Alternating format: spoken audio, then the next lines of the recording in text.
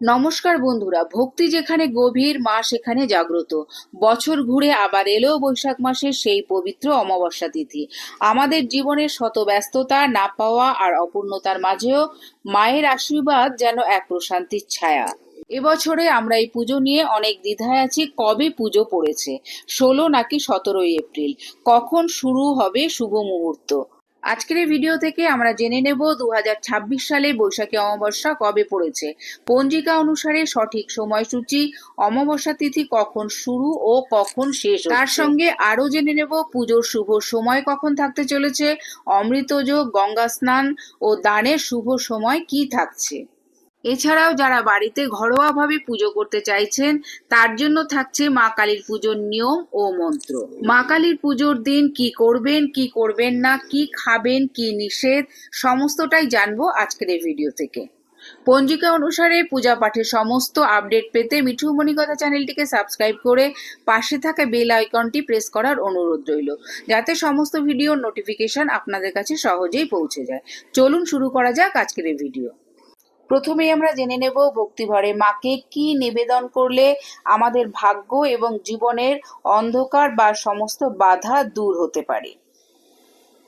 প্রথমেই আছে রক্তজবা ও সিঁদুর। অমাবস্যার দিন পূজার সময় মায়ের চরণে রক্তজবা ফুল ও লাল সিঁদুর নিবেদন করে ভক্তিভরে প্রার্থনা করুন। তারপর মায়ের পায়ে লবঙ্গ ও কর্পূর নিবেদন করুন। এরপর সন্ধেবেলা বাড়ির সদর দরজার দুপাশে এবং তুলসী তলায় তিল তেলের প্রদীপ অবশ্যই কিন্তু জ্বালান।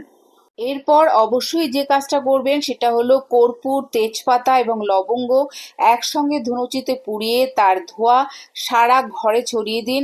এতে কুনজর বা অশুভ শক্তি কেটে যাবে। পরের কাজটি হলো দুধ নিবেদন, অর্থাৎ বাড়ির কাছাকাছি কোনো কুয়ো বা গর্তে 1 চামচ দুধ ঢাললে মা তারার আশীর্বাদে সমস্ত বাধা বিপত্তি দূর হয়ে যায়। এবারে জেনে নেব বাড়িতে বিশেষ পূজার নিয়ম, মন্ত্র ও কি কি নিবেদন করবেন। লাল জবা ফুলের মালা মাকে অবশ্যই পরাবেন।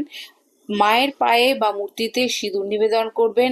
5 রকমের মিষ্টি, 5 রকমের ফল, পায়েস, ক্ষীর এবং নৈবেদ্য অবশ্যই সাজিয়ে দেবেন। সন্ধেবেলায় প্রদীপ, ধূপ ও ধুনো জ্বালিয়ে মায়ের আরতি করবেন। ভক্তিভরে ওম কালী কালী মহাকালী কালী কুলো বিলাসিনী এই মন্ত্রটি অবশ্যই কিন্তু জপ করবেন। পূজার পর দরিদ্রদের অন্ন বা প্রয়োজনীয় সামগ্রী দান করা অত্যন্ত পুণ্যময় বলে মনে করা হয়। এবারে জেনে নেব পঞ্জিকা অনুসারে পূর্ণাঙ্গ সময়সূচি। অমাবস্যা তিথি শুরু হচ্ছে 2রা বৈশাখ 16 এপ্রিল বৃহস্পতিবার রাত্রি 7টা 4 মিনিট থেকে এবং অমাবস্যা তিথি শেষ হচ্ছে 3রা বৈশাখ 17 এপ্রিল শুক্রবার বিকেল 5টা 23 মিনিটে। অমাবস্যার নিশি পালন থাকছে 2রা বৈশাখ 16 এপ্রিল বৃহস্পতিবার। উপবাস পালিত হবে 3রা বৈশাখ 17 এপ্রিল শুক্রবার। এই দিন গঙ্গা স্নান ও দানের শুভ সময় থাকতে চলেছে 17 এপ্রিল শুক্রবার ভোর 5টা 22 মিনিট থেকে সকাল 6টা 46 মিনিট পর্যন্ত। অমৃতযোগের সময় থাকছে দিবা 6টা 46 মধ্যে ও 7টা 38 গতে, 10টা 15 মধ্যে ও 12টা 51 গতে, 2টো 35 মধ্যে ও 4টে 20 গতে, 5টা 55 মধ্যে এবং 7টা 32 গতে, 9টা মধ্যে ও 2টো 50 গতে ও 3টে 34 মধ্যে। আজকের এই ভিডিওটি আপাতত এই পর্যন্তই। যদি ভিডিওটি ভালো লেগে থাকে তাহলে অবশ্যই একটা লাইক, কমেন্ট করবেন। আবার দেখা হচ্ছে অন্য কোনো ভিডিওতে, অন্য কোনো পর্বে। ততদিন সবাই খুব ভালো থাকবেন, সুস্থ থাকবেন। জয় মা কালীর জয়।